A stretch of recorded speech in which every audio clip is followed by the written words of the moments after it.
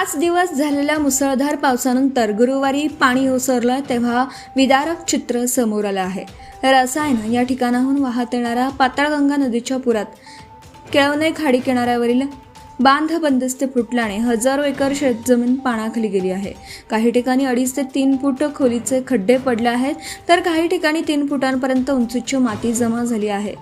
त्यामुळे कुजलेली भाताची रोपं व नापीक झालेली शेती पाहून शेतकऱ्यांच्या चेहऱ्यावर अश्रूचे बांध फुटलेले शेतकरी असा माहोल सध्या केळवणे, पुनाडे, वशेनी परिसरात पाहायला मिळत आहेत.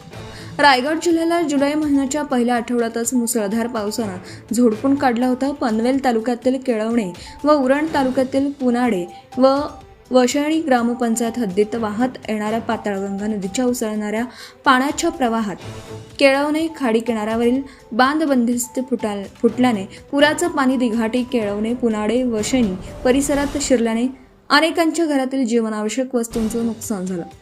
त्यात या ठिकाणची संपूर्ण शेती पाण्याखाली गेल्याने पेरणी केलेली भाताची रोपं कुजली. त्यामुळे शेतकरी पुरता संकटात सापडला आहे. या नैसर्गिक संकटातून शेतकऱ्यांना मदतीचा हात देण्यासाठी महसूल खात्याच्या पथकाने नुकसानीचे पंचनामे करण्यास सुरुवात केली असली तरी दुबार पेरणीसाठी भाताचं बियाणं कुठून आणणार असा प्रश्न शेतकऱ्यांसमोर उभा ठाकला आहे. पाताळगंगा नदीला आलेल्या पुरात केळवणे खाडी किनाऱ्यावरील बांध बंदिस्त फुटल्याने 70 हेक्टरपेक्षा जास्त शेतजमीन पाण्याखाली गेली. तसेच रहिवाशांच्या घरात पुराचं पाणी शिरल्याने जीवनावश्यक वस्तूंचं नुकसान झालं.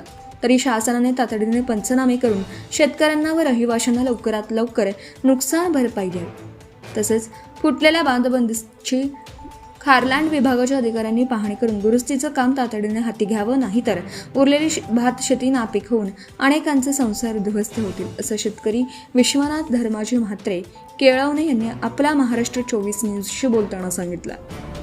आपला महाराष्ट्र 24 साठी Manoj Patil, Koproli. Subscribe now and press the bell icon.